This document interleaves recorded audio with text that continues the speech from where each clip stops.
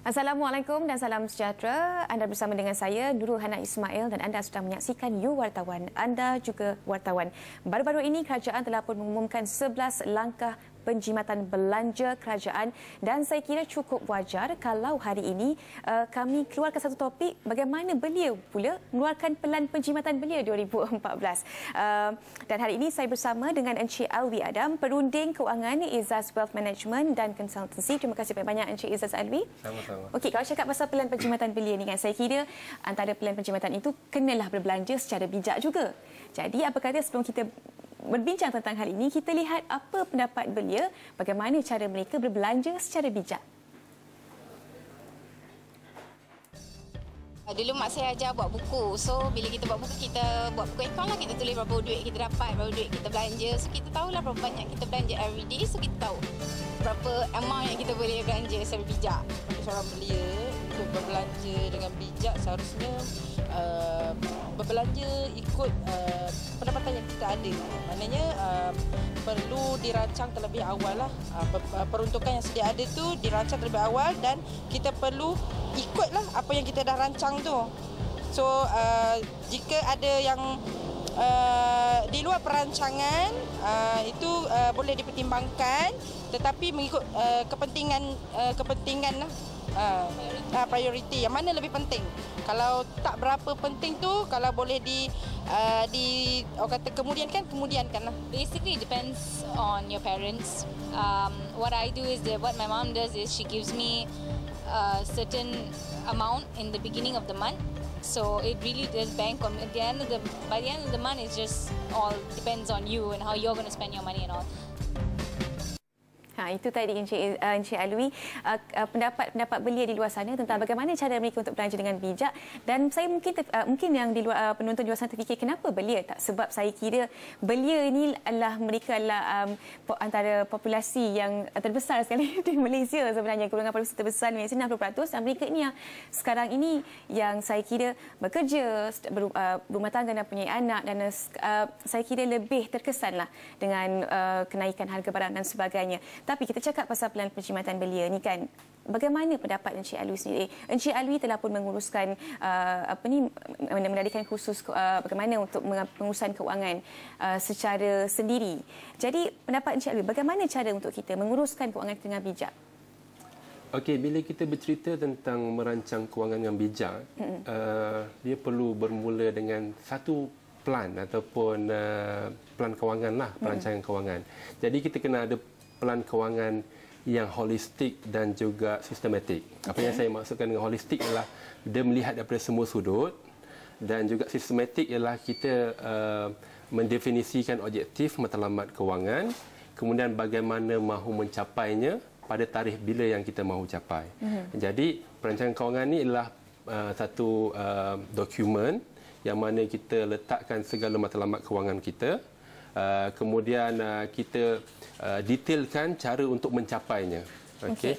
Jadi first kali memang kena ada pelan kewangan. Kita analisa kewangan peribadi kita sama ada sihat ataupun tidak. Kita tahu berapa nilai aset kita ada ataupun kita ada banyak hutang. Dan kemudian kita ada protection ataupun perlindungan. Kita ada perlindungan kecemasan. Kemudian barulah kita mengorak langkah ke arah pelaburan. Okey. Cadangan itu memang sudah sebenarnya common sense, tapi saya kira tak ramai orang kita yang mengamalkannya dan tidak konsisten dalam mengatur pelan kewangan itu. Mengapa? Pada saya, daripada pengalaman saya, ini kerana mereka merasakan merancang itu susah. Jadi saya mengajar mereka merancang dengan mudah. Okay? Jadi kita tidak perlu menjadi accountant ataupun auditor ataupun orang yang pandai sangat matematik. Kita hanya perlu tahu tambah, tolak, darab dan bahagi sahaja, cukup. Pelajaran sekolah rendah. Jadi merancang ni sebenarnya senang jika kita lakukan dengan sistematik dan juga melihat daripada pelbagai sudut lah. The essence ataupun intipati daripada perancangan ini adalah budgeting. Budget.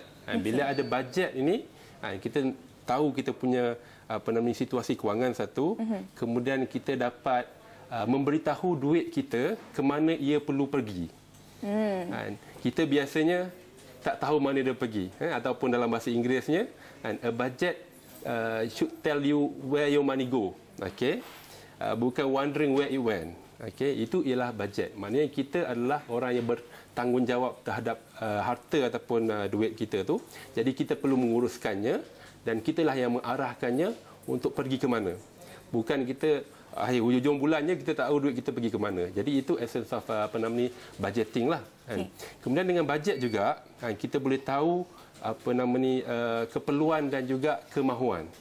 Kan. Jadi keperluan ini ialah basic necessities lah, kan, kos sehari hidup. Jadi kita dapat bezakan di antara sehari hidup dan juga gaya hidup. Kan. Dan kemungkinan masyarakat kelas menengah, masyarakat kelas menengah terperangkap tersepit dalam dua benda ni. Kan. Mereka tidak dapat membezakan di antara sehari hidup dan juga gaya hidup. Kan. Banyak yang tidak cukup adalah disebabkan gaya hidup, yang kemahuan itu, gaya hidup itu. Jadi bila kita buat bajet, kita buat analisa kewangan peribadi kita tengok sendiri di mana kebocoran-kebocoran kewangan kita. Jadi dengan itu kita nampak dan kita boleh rancangkanlah di mana yang kita perlu jimatkan ataupun di mana kita perlu tambahkan dalam bajet itu. Tadi kita nampak salah seorang yang kita temu ramah tadi mengatakan, mak saya beri buku untuk saya tulis setiap ni. Adakah saya sekarang ni saya kira seperti macam konvensional lah cara itu, bawa buku ke mana-mana, asal nak belanja je catat, oh hari ni beli aiskrim sebatang RM1.50. Bagaimana untuk kita jadikan benda itu satu benda yang praktikal untuk kita lakukan?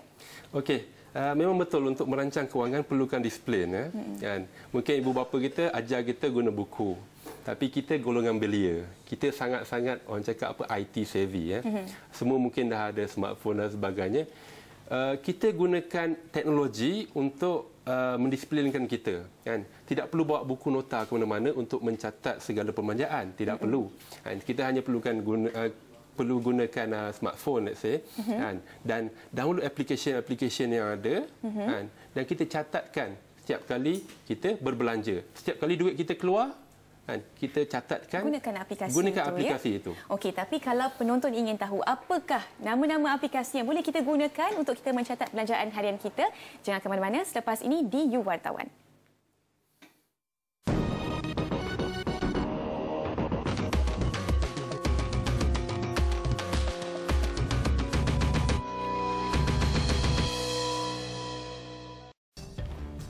Cabaran muda kan sekarang duit semua naik, duit minyak naik, duit air, duit bil elektrik naik. So macam bila gaji kita orang tak naik pun bila nak kerja nanti, so macam susahlah nak. Dulu gaji sikit boleh belanja banyak, sekarang gaji banyak pun macam belanja kena berjimat. Cabaran lebih kepada semua yang seperti semua tahu, kenaikan harga barangan lah untuk 2014 ni. So kita sebagai pengguna lebih kena bijak merancang lah, dan kalau merasakan semua pendapatan yang sedia ada tidak mencukupi, kita perlu orang kata cari side income lah. Macam saya sendiri pun saya ada buat side income lah. Biggest thing for me, because I'm in mass comm, so basically I have a lot of friends. So you're gonna have to keep money for each friend because they're gonna keep asking you to go out all the time. So yeah, that's the biggest problem for youth my age. It's just to be able to spend wisely with each group of friends and not spending too much, and yeah. Bertemu kembali di Wartawan. Itu tadi antara cabaran-cabaran serta dugaan-dugaan golongan belia dalam menguruskan kewangan mereka secara bijak. Pendapat anda, Encik Alwi? Anda telah banyak coaching untuk mereka ini, bagaimana untuk mengurus kewangan. Pendapat anda, apakah sebenarnya cabaran terbesar golongan belia dalam menguruskan kewangan mereka? Adakah external factor sebegini seperti contohnya kenaikan harga barang dan sebagainya? Okey, pada pendapat saya memang ada dua sahaja cabaran yang terbesar. Yang pertama sekali yang makro tadilah, yang external factor. Perkara-perkara ni cabaran ekonomi, gross domestic product dan sebagainya ni adalah masalah luaran kita, yang mana kita sebagai individu tidak dapat mengawalnya. Cuma cabaran yang kedua ialah cabaran kendiri, cabaran peribadi kita. Cabaran untuk belia adalah dia punya lingkungan kawan dia, dia punya circle of influence dia siapa.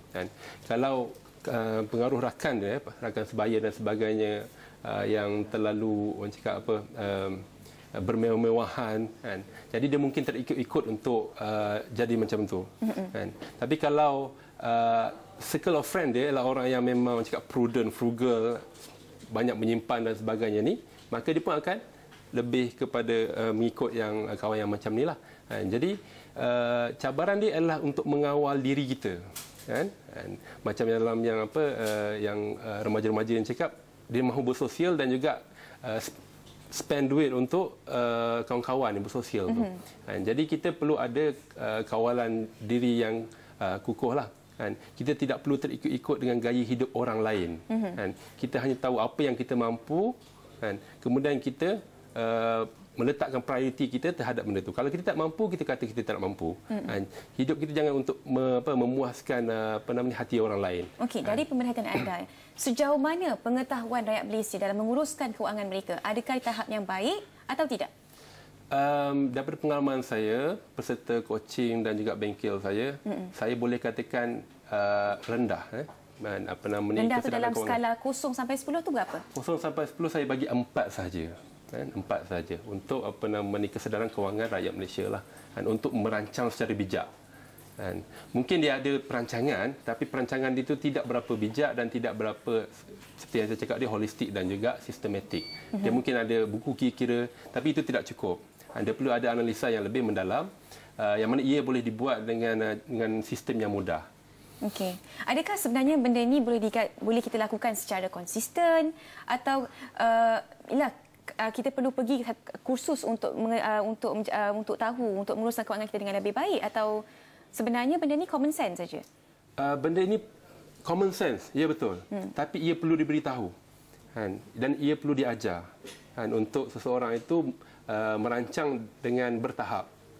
Dan juga dengan betul lah. Kadang-kadang kita mendengar nasihat-nasihat kewangan daripada orang-orang yang tidak bertauliah.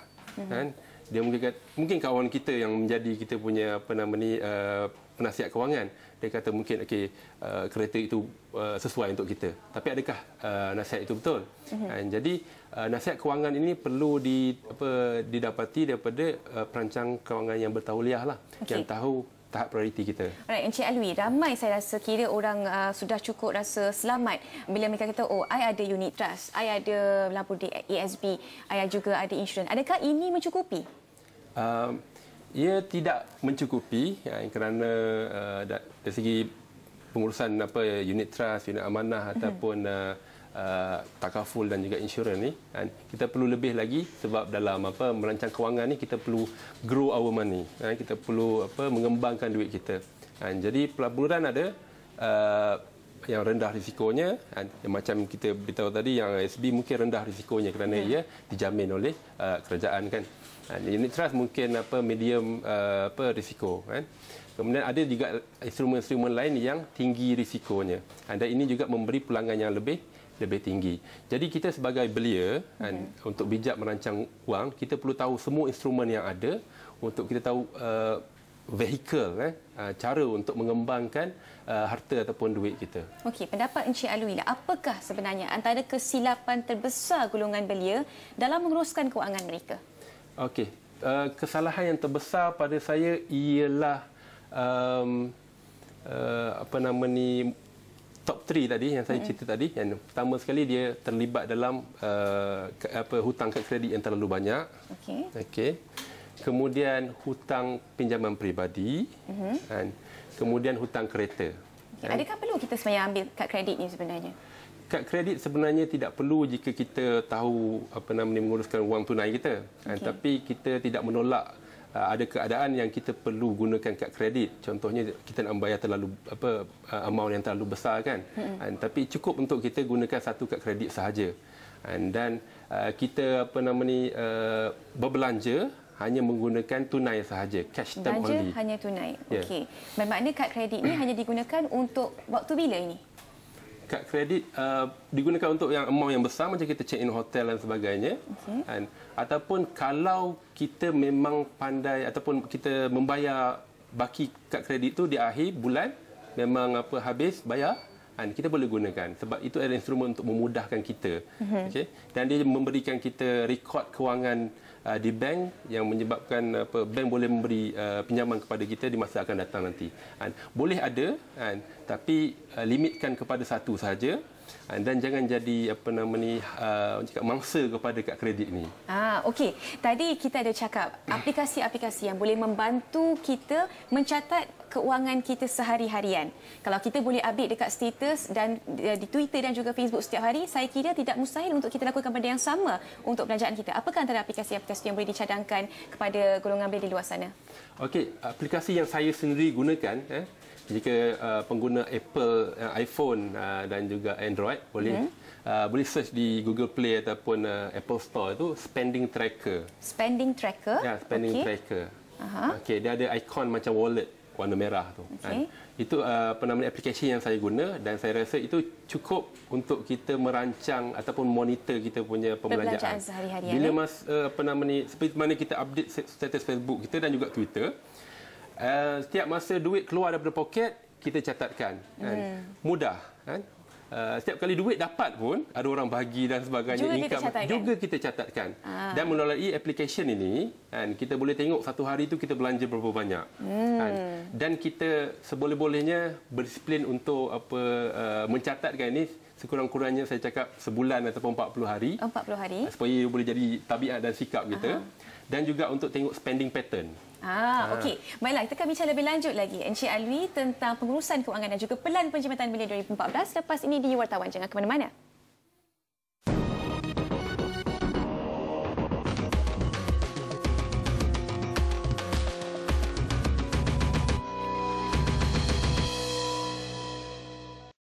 Bertemu kembali di Wartawan. Kita bercakap tentang pelan penjimatan belia 2014 bersama dengan tamu saya Encik Alwi Adam, seorang punding kewangan. Okey, Encik Alwi, tadi Encik Alwi telah mencadangkan kita catat belanja harian kita setiap hari menggunakan aplikasi mudah, Spending Tracker contohnya. Kalau kita boleh update status di Twitter dan Facebook, saya rasa kita boleh lakukan benda yang sama di aplikasi ini. Okey, tadi kita cakap tentang cara untuk kita meruskan kewangan kita dengan bijak dan apakah antara cabaran terbesar. Kali ini, untuk segmen ini, saya nak Encik Alwi spekulate apakah sebenarnya antara pelaburan yang boleh belia laburkan, ceburi dalam tahun 2014 ini yang saya kira dapat membantu dalam menambah pendapatan mereka. Okey, daripada pengalaman saya sendiri, daripada masa belajar dulu dan juga bekerja dan juga sekarang ni buat bisnes sendiri, top yang pertama sekali yang pelaburan yang paling bijak ialah bisnes. Bisnes memberikan pulangan yang paling tinggi. Jadi sebagai belia, kita perlu melibatkan diri dalam bidang bisnes. Okay. Dan belia memang dikaitkan dengan IT savvy semua benda ni lah kan.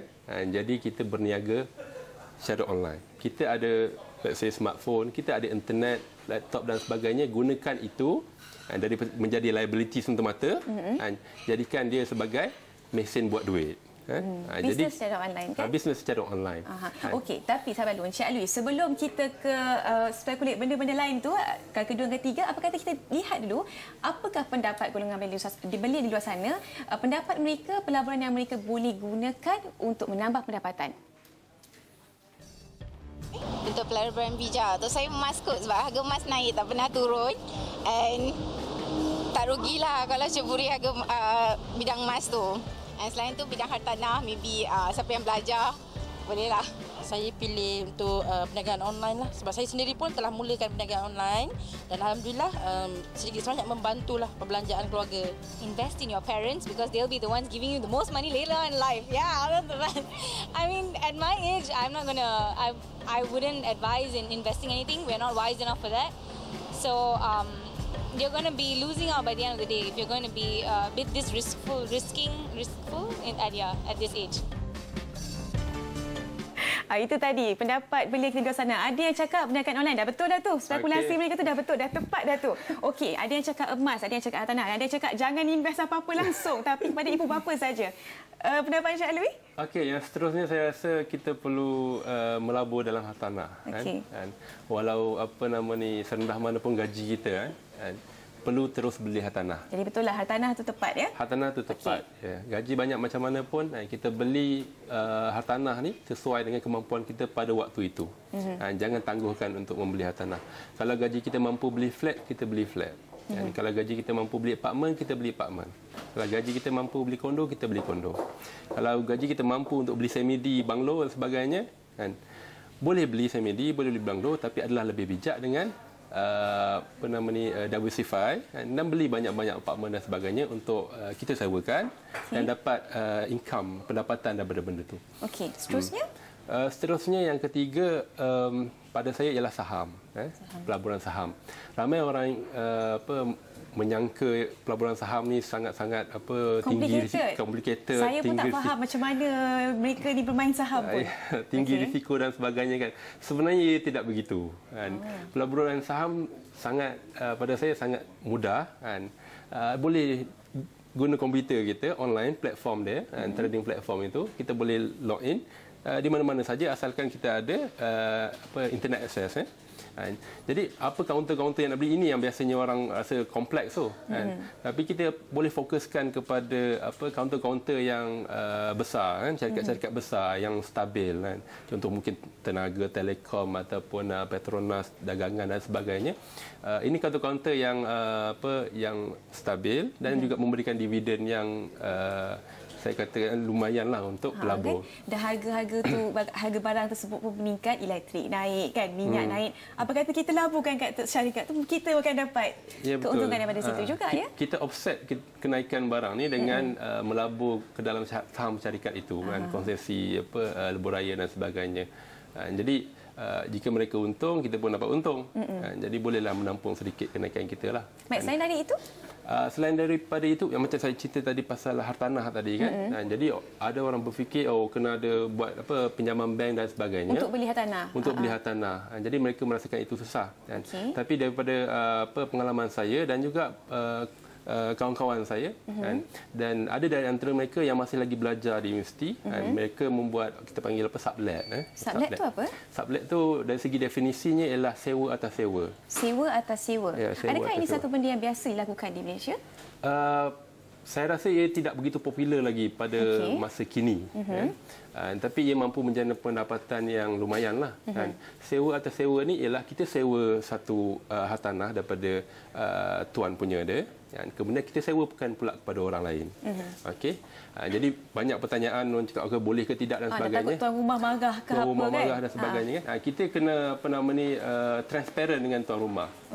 Jadi ini adalah win-win situation. Dan biasanya bila kita buat sublet ni kita akan bagi deposit yang tinggi dan juga kontrak yang lebih lama, 2 tahun contohnya. Jadi bagi pihak tuan rumah dia dah ada secure payment untuk 2 tahun dan in fact kita boleh bagi advance check lagi kan, just untuk syorkan dia lah tuan rumah tu. Dan juga untuk kita juga, kita tidak ada komitmen dengan apa-apa bank, tapi kita sewakan ke atas penyewa ini dengan harga yang lebih tinggi daripada kita sewa lah, barulah kita untung kan. Jadi itu kalau kita dapat buat satu rumah sublet kan, atau konsep homestay ke, ataupun homestay ya betul. Kalau kata sublet mungkin nak cari penyewa payah dan sebagainya, kita buat konsep homestay. Satu idea yang cukup bernas dan saya kira spekulasi itu saya kira betul lah kan, saya sesuai untuk 2014 ini. Baiklah, terakhir 30 saat saja saya berikan kepada Encik Alwi. Apakah tips terakhir Encik Alwi nak berikan kepada penonton kita sana, bagaimana kita nak mengurus kewangan kita dengan bijak, terutama sekali golongan belia ini? Okey, yang pertama ialah kita walaupun banyak mana pun kita punya harta, kita kena menyimpan. Kita menyimpan. Jadi formula simpanan ialah pendapatan tolak simpanan dahulu, barulah belanja. Bukannya pendapatan tolak belanja kemudian simpan. Itu salah. Jadi simpanan ni makin banyak kita simpan 10% dan ke atas ni, makin cepat kita akan orang cakap kurang stres dalam menguruskan kewangan lah. Jadi yang seterusnya ialah orang cakap bayar basic necessities, pay basic necessities dengan kita punya salary dengan gaji. Tapi benda-benda luxury ni kita bayar dengan extra income, passive income dan juga ataupun untung bisnes. Dengar tu. Okey. Okey, terima kasih banyak-banyak Encik Alwi Adam. Saya kira tips yang Encik Alwi berikan ini cukup padat, cukup ringkas tetapi sangat berguna untuk golongan belia terutama sekali di luar sana. Saya kira itu saja, setakat ini saja kami di Wartawan Pelan Penjimatan Belia 2014. Kita jumpa lagi minggu hadapan insya-Allah dengan tajuk dan topik lebih menarik lagi. Assalamualaikum dan bye.